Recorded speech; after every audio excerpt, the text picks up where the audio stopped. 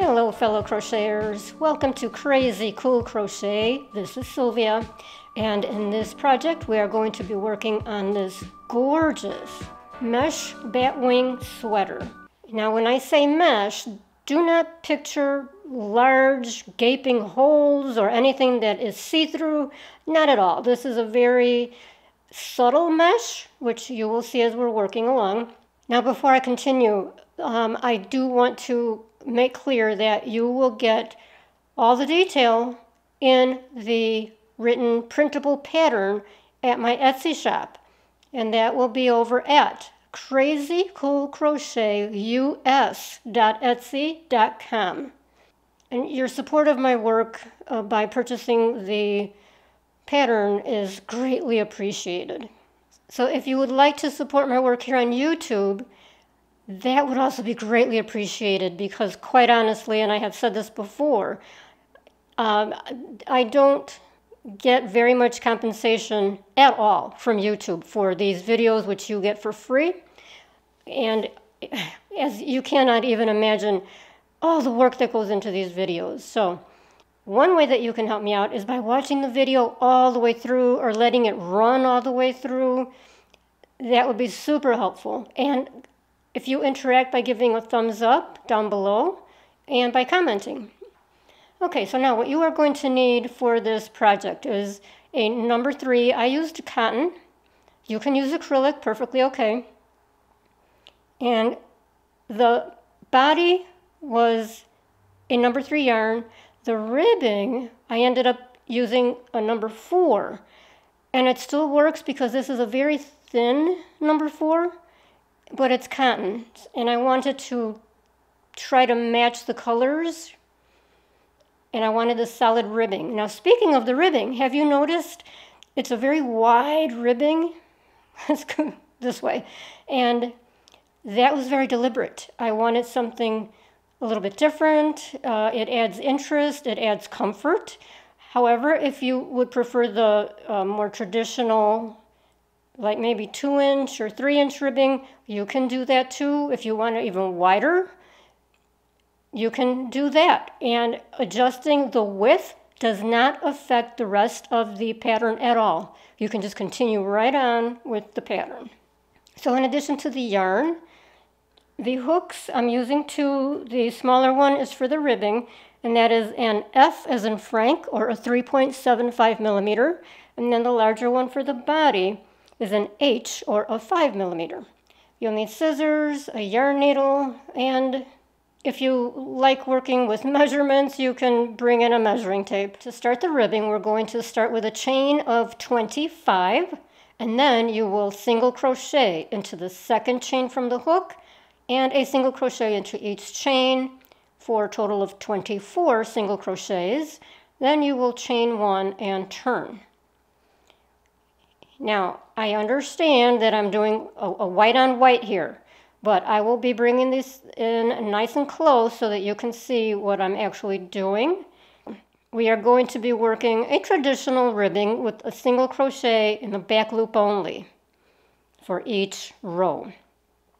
Okay, so we're going to start in the very first one. And as you can see right here in the front or on the top, you have formed chains, what look like chains. So you're just going to enter the hook into the center of that chain, so you're working into that back loop for a single crochet. So you do that in each stitch. That's a back loop only, single crochet, and you will do that all the way across for 24 back loop only single crochets. You will chain 1, turn, and repeat. And you will repeat that row for a total of 77 rows. And as I said at the beginning, you can adjust this. If you want a more narrow band, just make your foundation chain the size that you want. And we are working with a size small. Additional sizes will, of course, be in the pattern from my Etsy shop. I will leave a link, by the way, in the comments below. The top comment will be the link, direct link to my Etsy shop. Now after you have completed 77 rows, you're going to turn this so the long edge is facing you, And you would have ended on the right side of the work. Then on the last single crochet, you complete the last single crochet with the new color. Now again, it's hard to see here. This is more of a little tan color, and this is more of an ivory, but I have changed colors. So then you would chain one after you complete that last single crochet with the new color, chain one. Now we're going to add a single crochet into the end of each row. Regular single crochet. One into each row.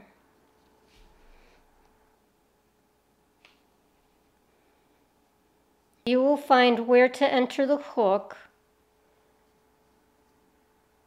You'll get into a rhythm and you'll figure out which one is which row. Okay, so you're entering one in each row. So you'll enter a single crochet right about where it's raised, the row is raised, and then there's the row that is in between.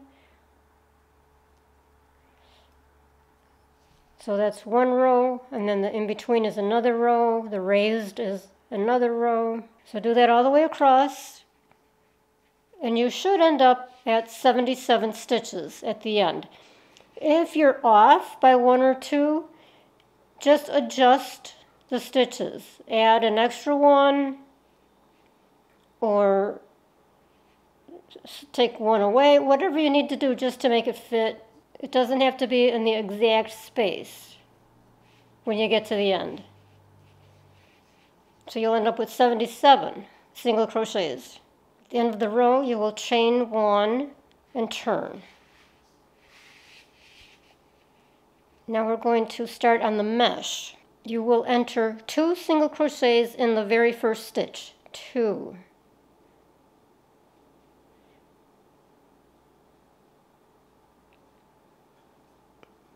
So 2 in the same stitch, chain 2, skip 1, and then slip stitch into the next.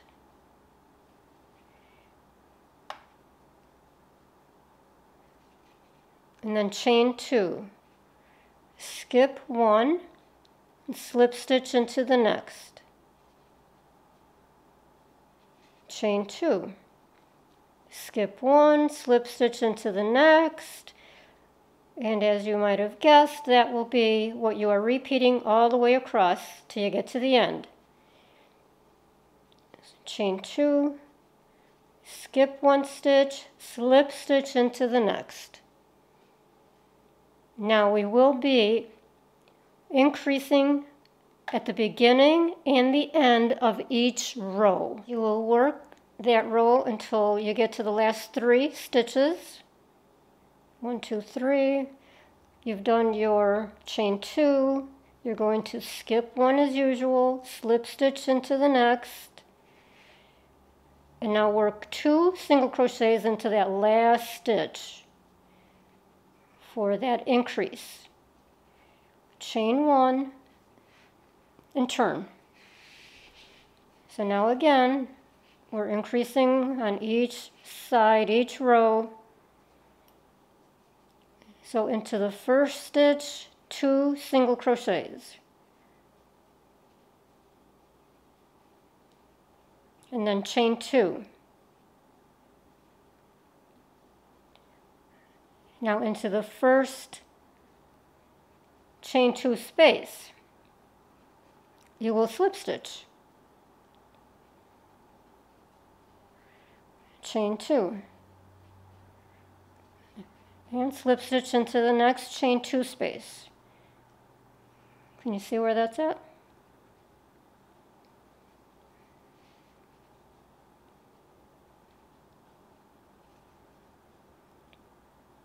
And chain 2. So continue that across the row. You are entering your slip stitches into the space of that chain 2. Now at the end of that row, you'll do your chain 2, you'll see your last chain 2 space, slip stitch, chain 2, slip stitch into the first of the last 2 single crochets,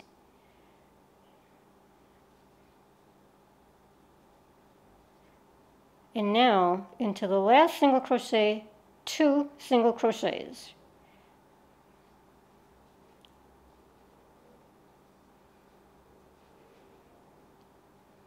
And then you chain 1 and you turn, and once again increase. So work your 2 single crochets into the first stitch,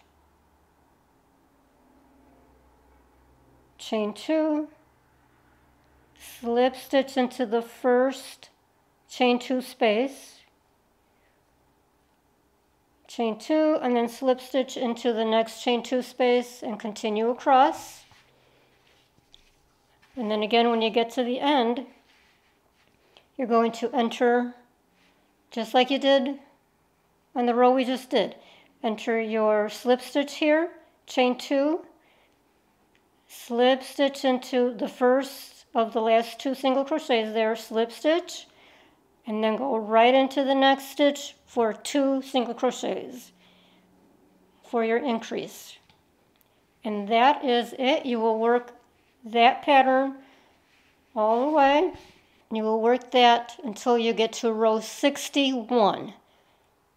61 of the body. You're not counting the ribbing anymore. Okay, when you get to row 61 of the body, remember you're increasing on each end for every row. Then when we get to row 61, we will continue for a few more rows, and we will work straight edges to shape the sleeve. Okay, so I want to show you what we're working towards. And apologies for using that light color twice. That's the way the cake yarn turned out. So what we are doing, again, we are increasing on both sides. Then when we get to row 61, we're going to work even rows. Now this is a self-forming sleeve. We are not making separate sleeves here, which makes this a beauty and a pleasure to work up. Now for those that are interested in the colors that I used Yarn Bee Sugarwheel Cotton. This color is Neptune Haze, and this is from Hobby Lobby. The only thing you're going to do differently when you're on row 62, you will only enter 1 single crochet at the beginning and the end of each row. So rather than 2 single crochets, you only enter 1, and that will keep you going straight. Then you will work straight or even on each side through row 90. So you will end on row 90. Then you're going to work 2 single crochets in each stitch. That will be your last row. So you work up to row 90, and then you're going to chain 1 turn and enter 2 single crochets into each of the chain 2 spaces. And that's just to give it a nice clean look, and it will make the seaming of the shoulder easier. Now, one little hint, if you have a bigger bust area, for example, if you need more room, what you'll want to do is add rows to the increase rows. Not necessarily to these rows here, the straight rows. Because this is going to be the wrist opening, or the arm opening, the armhole. So if you continue to make these larger, you're going to have a huge armhole opening. So if you need more room, or if you need more length even, then go ahead and continue with your increase rows until you're ready to go straight. After you complete 2 panels, you're making identical panels front and back, you're going to seam So you're first going to determine your neck opening. So find the center point and then decide how wide you want your neck. I used 8 inches.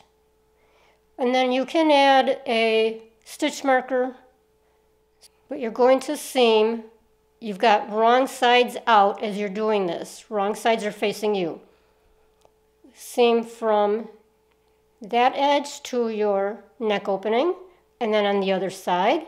Use whatever seaming method you prefer. I used a whip stitch, so I just use a yarn needle with a length of yarn, and then I just attach the yarn here with a knot, and then just go round and round from the front to the back, front to the back, and then use the same method to seam the bottom ribbing and then up along the edge here. And that will be your wrist opening. So you're going to want to use the same yarn that you used for the ribbing, of course, to match up when you do the seaming here, and then switch over to the other yarn for the seaming here. I used the smaller hook for the seaming. With the right side facing, I added a little border to the sleeves to balance out the ribbing. So I used the same color, the same yarn as for the ribbing, and I attached the yarn in the seam and then single crochet evenly around, as evenly as possible. Then attach with a slip stitch, chain 1, turn, and then did another row of single crochet into each single crochet stitch, slip stitch, turn around again, and did 1 more row. So 3 total rows of single crochet. So thank you for sticking around for this crochet mesh batwing sweater, and I hope that you come back for the next project. And in the meantime, head over to my homepage. Click down where it says Crazy Cool Crochet below the video.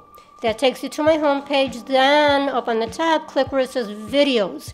That opens up the whole library of all the crochet projects I have out there. Thank you again.